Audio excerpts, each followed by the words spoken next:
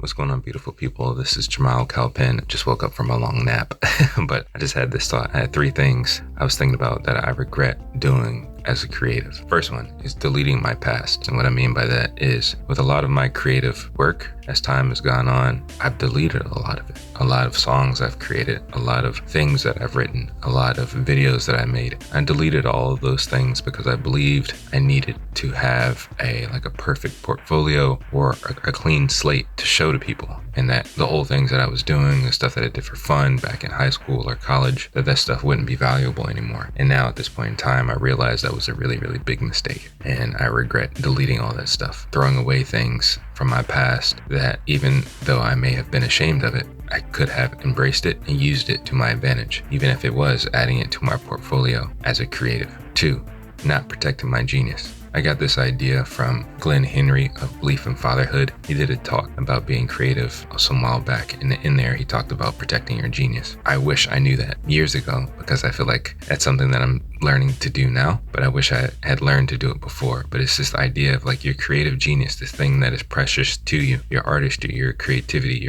your drive, your passion. You have to protect it, you have to guard it, and you have to do the right things to cultivate it and help it grow. And if you don't do that, you might toss it out there too soon and you'll get burnt, or it'll get destroyed, or even for me in my case, you might get really discouraged and it'll be really hard to bring it back. 3rd, not committing to the process of closing the gap. I'm sure as creatives you've probably heard the talk given by Ira Glass. He talks about the gap, which is where you are at this one point in your creative journey and you're making your way to another point, and there's this gap. There's this large gap between where you are, which more than likely you feel like you suck, to where you're trying to be, where you're aspiring to. And it could be the people that you look up to. It's your favorite singer, favorite producer, favorite writer, whatever. And you see that there's this gap between your work and good work, and you're trying to close the gap, but you have to be patient. You have to be patient with that process. And what happens to a lot of people is they give up during that gap. They give up during that slow uptick before they actually get to a place where their stuff is actually good or better or excellent. And I know for me, when it came to music and production, at some point I just gave up on it. Or even with my writing, I didn't want to invest anymore, and that's frustrating.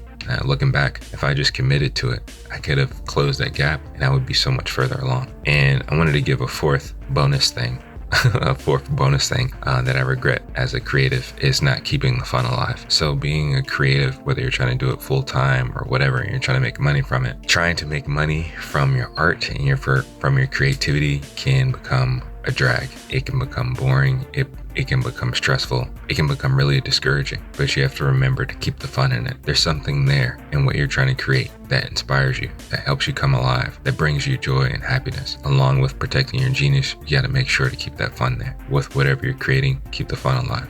With whatever you're doing, try to keep the fun alive. Peace.